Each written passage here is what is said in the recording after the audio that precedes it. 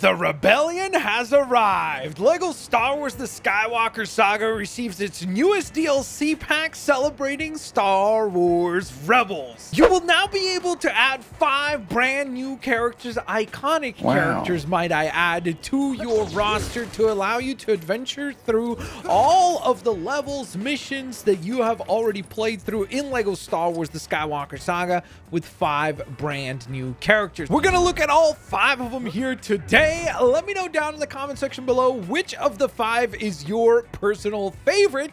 And yes, we're also going to talk about the drama around this particular set. And so let's kick things off with the star of the show by some accounts, and that would be Ezra Bridger himself. The attention to detail on this is absolutely phenomenal. I would argue that this might be the best DLC pack as far as the detail is concerned, because you have things like even the scars on the cheek from his battle, the injuries that he had suffered in the battle with the Grand Inquisitor in Season 1 are present on the minifig. That is really cool. The outfit is cool, the hair is cool, and obviously this is the look of Ezra as we see him in the latter half of Rebels. If you want the lightsaber, you do have that accessible to you as well, so that you can go on ahead and battle whatever foes you may see fit. You can also utilize the Force to go on ahead and eat some enemies, or maybe you want to see which of you or your friends can go on ahead and throw a bush across a desert furthest. That's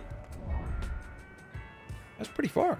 The next rebel we're taking a look at is, of course, the legendary and the huge fan favorite Kanan Jarrus himself, looking pretty epic indeed. This is obviously Kanan as he is seen in the latter half of the show, once again, once he has already lost his eyesight, hence the blindfold. But beyond the details on the minifig itself, should things get a little bit more heated, he does have his saber in hand and he is ready to battle any and all foes that are willing to go toe-to-toe with Kanan Jarrus. And once again, just like Ezra Bridger himself, he can utilize the Force in order to eat garbage cans across a galaxy far, far, far, far away. In all seriousness, they absolutely nailed the design for Kanan Jarrus in this pack. Anything that you could think of as details are all present for this minifig. The next rebel we're taking a look at is, of course, the legendary Hera Syndulla. Although I do know some people like to pronounce her name as Hera, but I swear always in the show is Hera, like the H is definitely pronounced.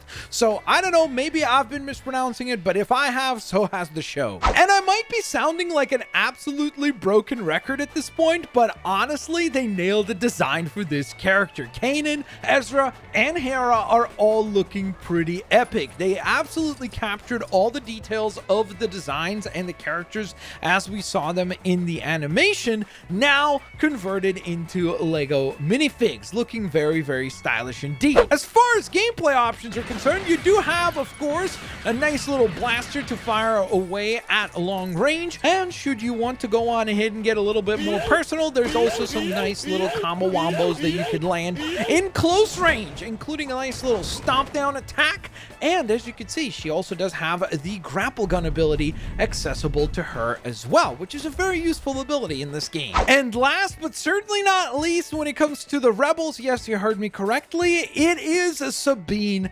Wren, looking pretty stylish indeed. The one nitpick that I have with this particular character is that I wish we would have gotten the helmeted design as well. I think that would have been super duper sweet to have as a nice variation, but beyond that, the armor looks wonderful, and she does have the dual wielding blasters, which is absolutely epic. We went from so few characters actually having this ability to now we have a pretty good selection of characters that have dual wielding blasters, allowing you to clear foes at an insanely rapid pace and very, very epic looking while doing so as well. Now, I know you're probably asking me right now, Blitz, how is this possible? You said 5 characters, we've taken a look at 4, and you also said the last member of the Rebels.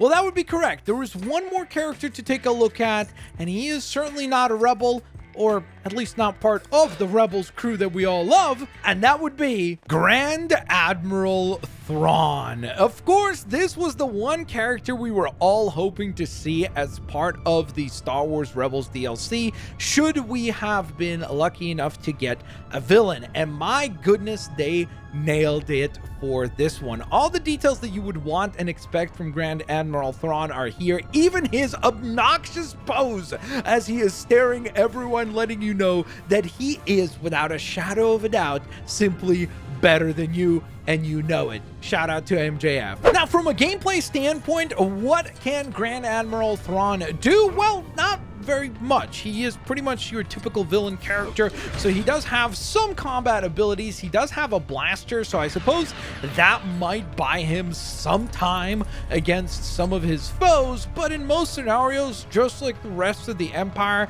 they pretty much go on ahead and use resources and their endless supply of goons to go on ahead and take you down. Now, don't get me wrong, this is one of the best DLC packs that they have done, especially if you're a fan of Rebels. They absolutely nailed the designs of these characters, from Ezra to Kanan Jarrus to Hera Syndulla, and of course we can't forget about Sabine Wren. They all look really, really great. And obviously all Star Wars fans are happy to have a playable Grand Admiral Thrawn. However, I do want to take a moment and pay respect to the missing Chopper and Zeb.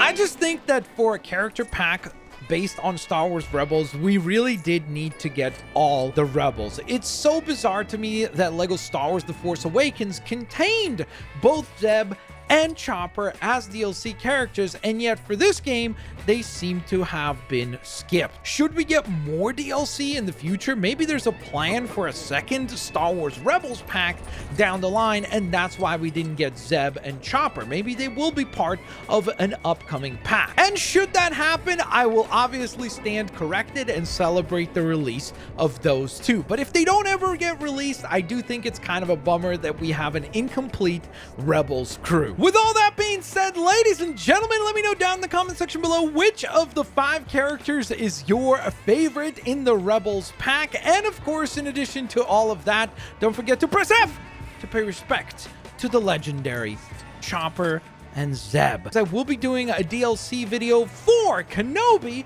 so make sure you stay tuned for that and check that out as well.